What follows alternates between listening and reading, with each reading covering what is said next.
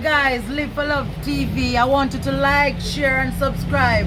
Big up yourself. As you can see, I'm at the alligator pond here in Hackney. No, seriously. Back here again with me, Live for Love TV. Today's the 9th day, the 7th month, 22nd year inside the 21st century. Hope everyone's doing well out there. My perspective, as you know, is my perspective.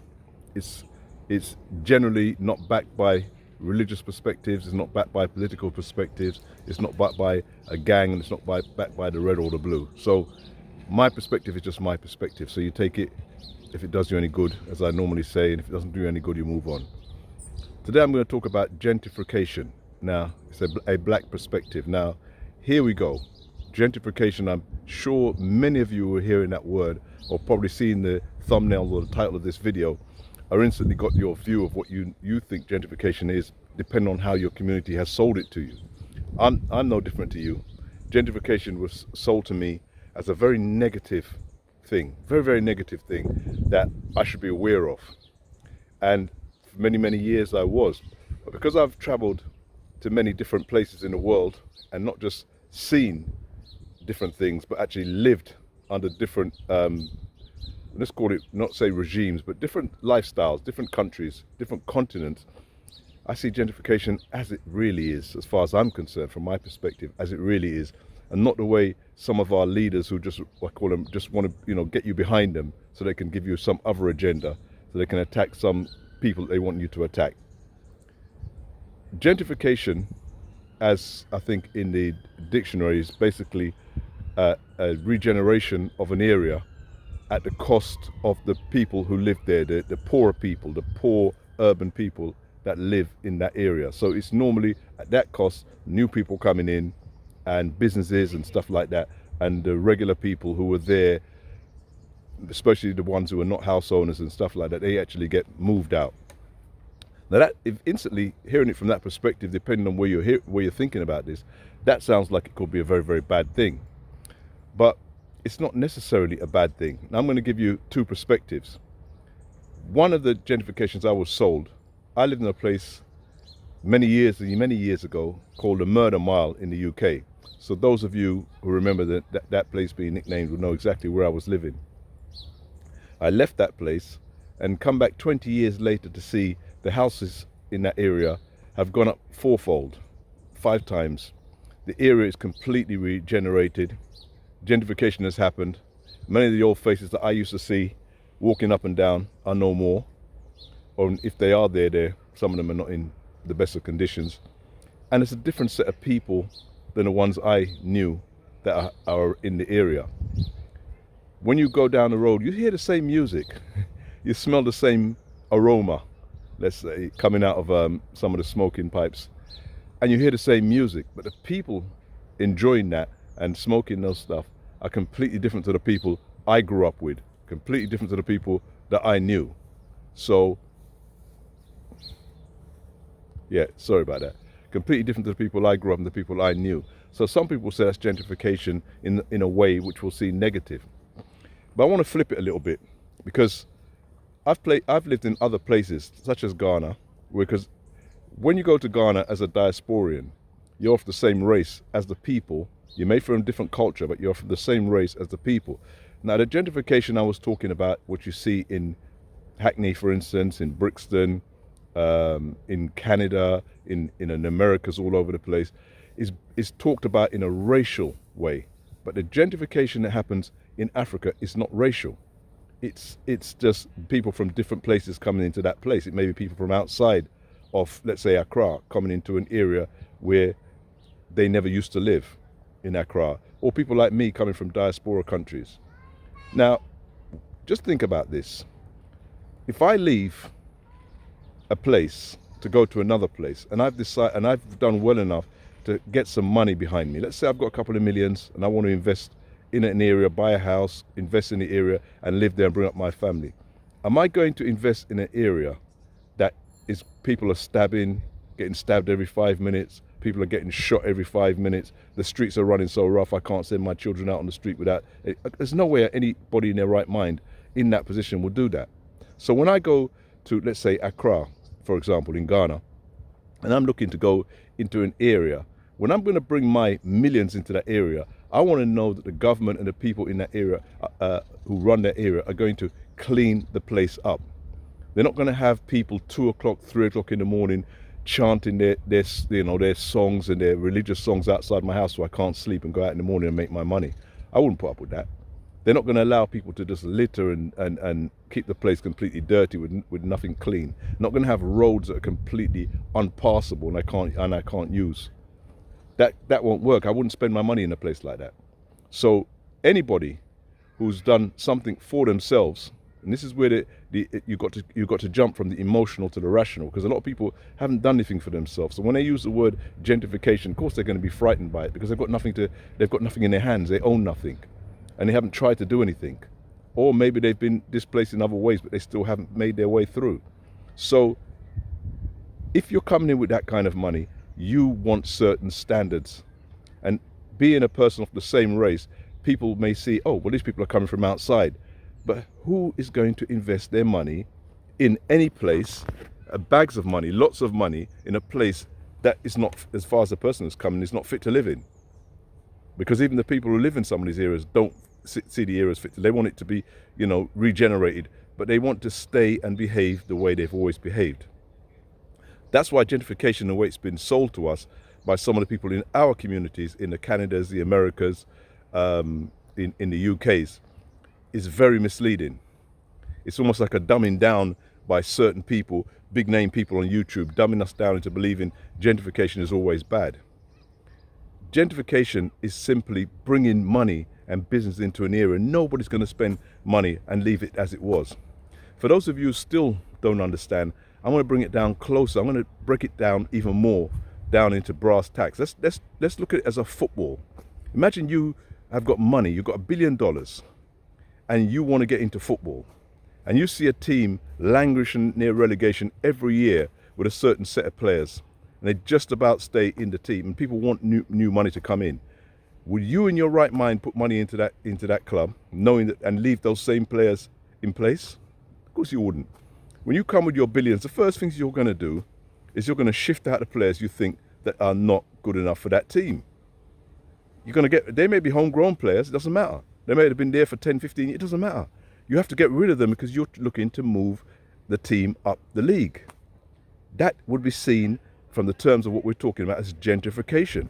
You're bringing in players from different places. You're bringing in players that are not local. You're bringing in players that could come from all different countries to raise your team.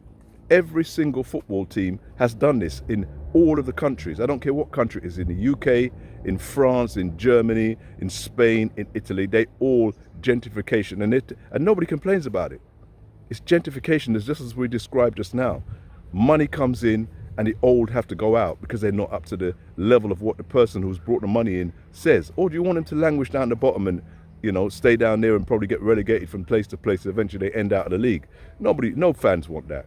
And this is why you have to be careful when you have certain sort of names on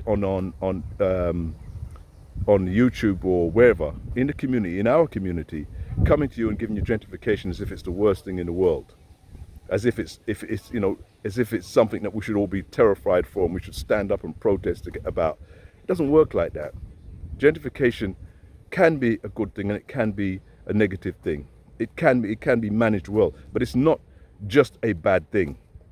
As I said, anybody in their right mind who's got any money, I don't care what they go into, they always are going to say, hold on a minute, you want my money, but you want to tell me how to spend my money. So I must bring $1 billion into, let's say, your community, for instance.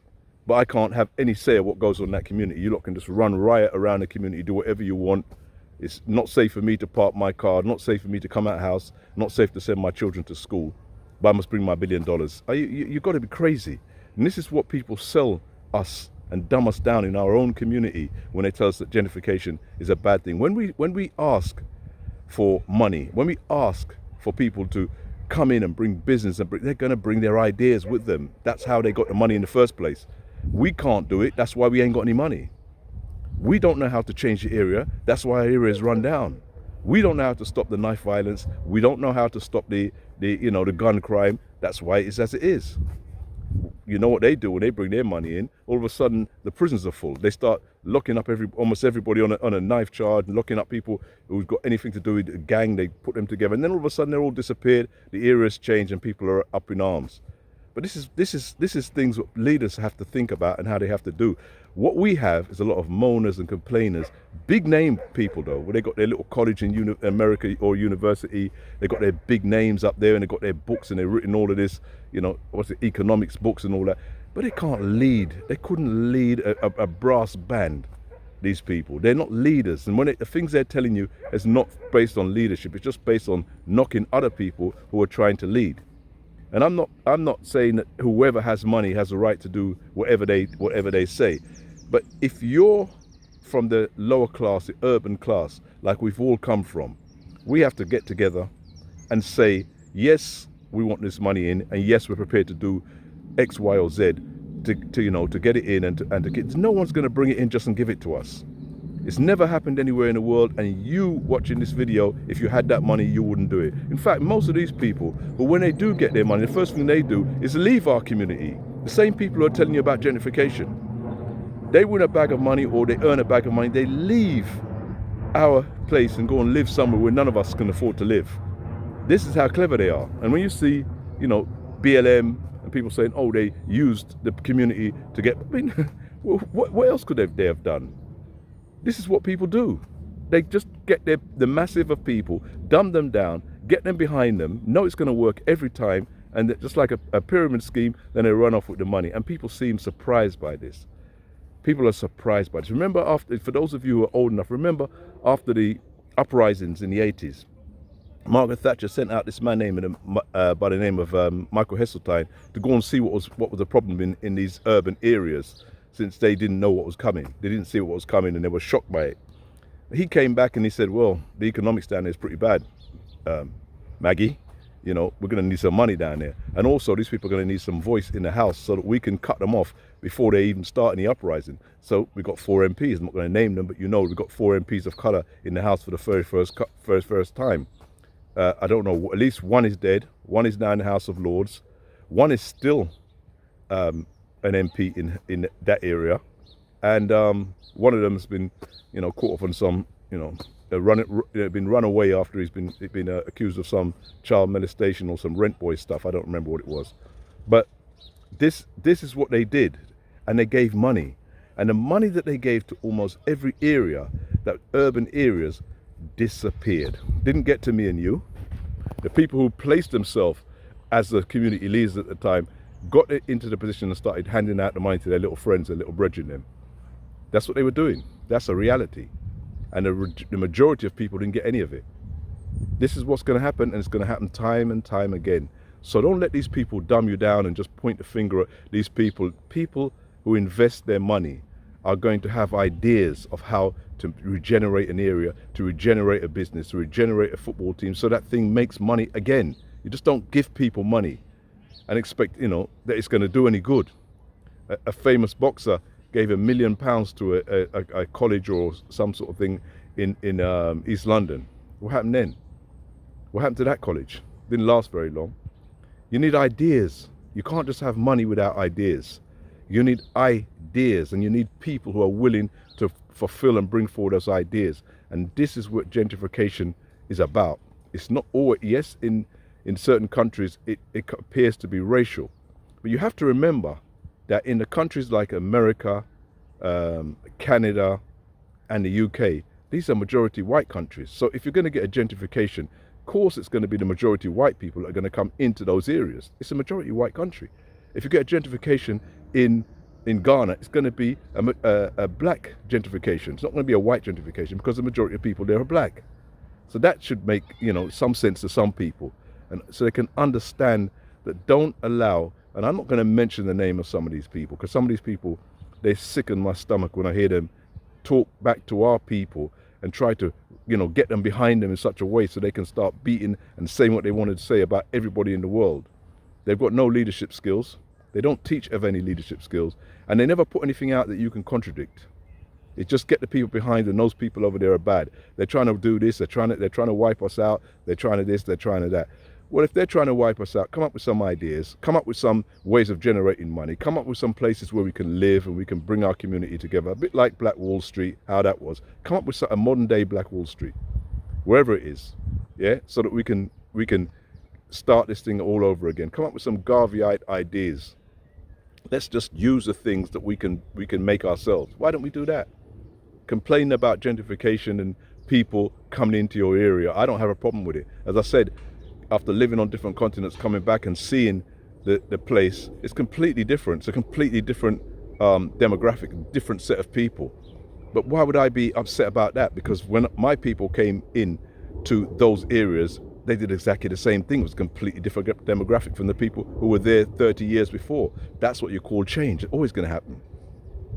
The Caribbean people came in, the African people came in to areas where we were not. The Indian people came into areas where we were not.